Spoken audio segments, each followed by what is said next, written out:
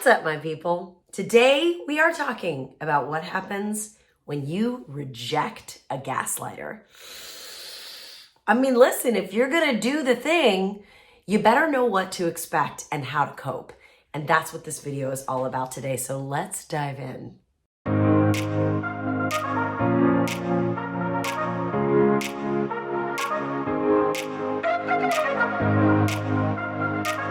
So what happens when you reject a gaslighter? Look, there are two types of gaslighters out there.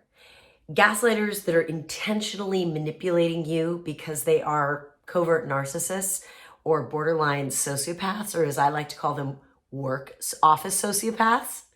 There are those kinds of gaslighters. They're gnarly. They're out to get you, or at least out to manipulate you.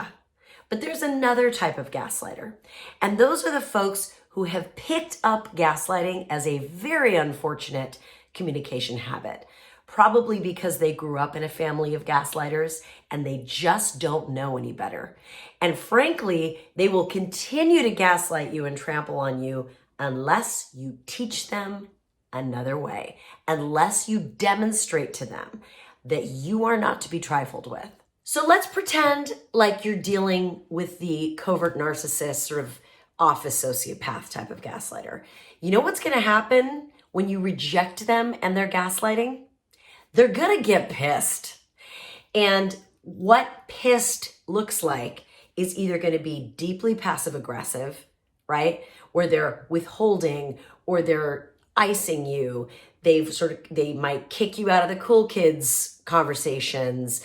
There's going to be some covert aggression that happens. They will find ways to punish you. That is how they operate. And if you're thinking, oh my God, I can't stand up to them then because I can't afford to risk being punished, that may very well be the case. That absolutely very well may be the case. But let me tell you something. If you are working for someone who is a gaslighter because they're a narcissist, you need to make a plan to get a different gig because you cannot thrive in that environment, period. It isn't going to happen. Either you got to leave or they got to leave. And if they've got more power, chances are you're going to be the one that leaves, right? So if that's you and you're like, shoot, I can't reject them and they're gaslighting because I'm going to lose my job or they're going to punish me, that's an important thing to know. And while you may not be able to reject them or stand up to them now, you better have a plan in place to get a different job or report them to HR or do something to protect your long-term prospects, right? You cannot stay in a dynamic where you can't be authentic and in reality as you see it, okay? So that's what happens when you reject a gaslighter who's really a narcissist gaslighter, right? Because sometimes the two go hand in hand. Let's talk about what happens when you reject a gaslighter who's just got a bad communication habit because it's how they grew up, right? They're not going to love it either. No gaslighter likes to be called out on it. That's not how this works. They get defensive. They might come at you hard for being selfish, or they might try and gaslight you again.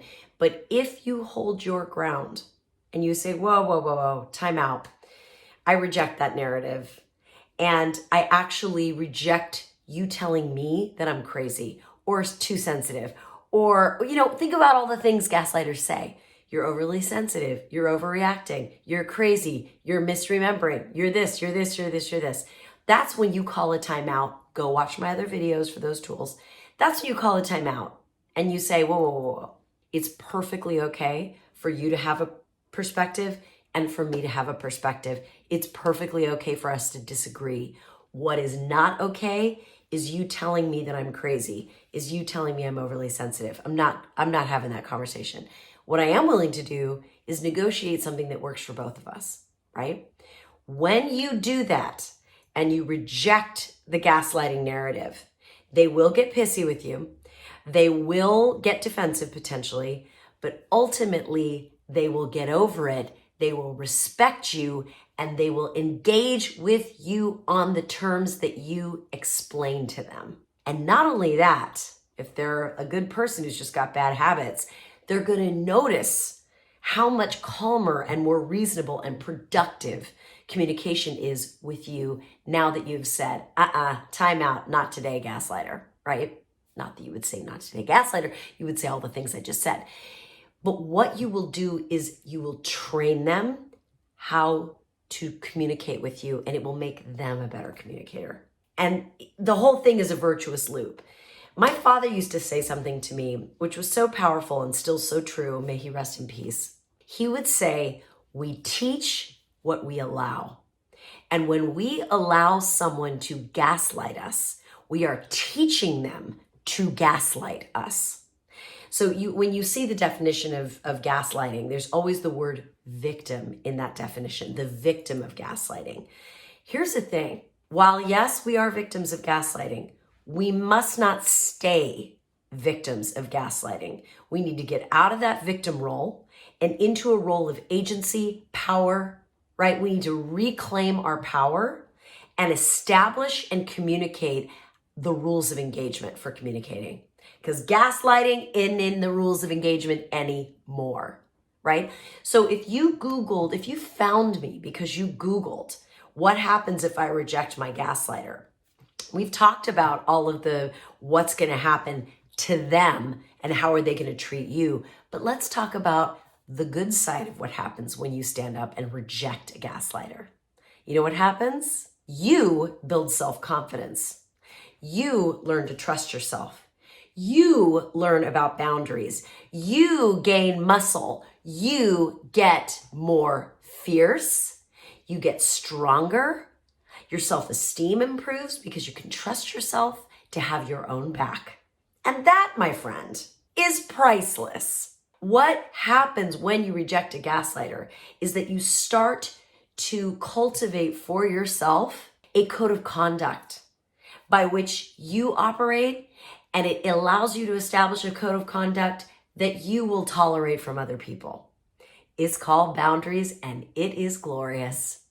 And if you're watching this video and you're like, oh my God, that sounds amazing. How do I become a communicator that has that ability to walk into conflict, stand her ground, listen with empathy, communicate and connect, but also show up and do what you got to do? If you want that skill, those skills, if you want to become that kind of person, I really, really encourage you, go to noenemy.bronwyncommunications.com. Go take my No Enemy conversation course. It's 1 hour. It'll change the way you communicate in conflict, in crisis. It is some of the most powerful transformative systems that you will ever learn, because you know what it allows you to do when you have that no enemy framework in your mind and in your heart? It allows you to easily and automatically know what to say when the temperature cranks up and things get scary or loud or tense in a conversation at work. I'm telling you, game changing. So get yourself over to noenemy.bronwyncommunications.com and let me know what you think. Let me know what you think. Hang in there. Keep doing the work, keep doing what you're doing, and shine on. And hit subscribe because I want to see you next week.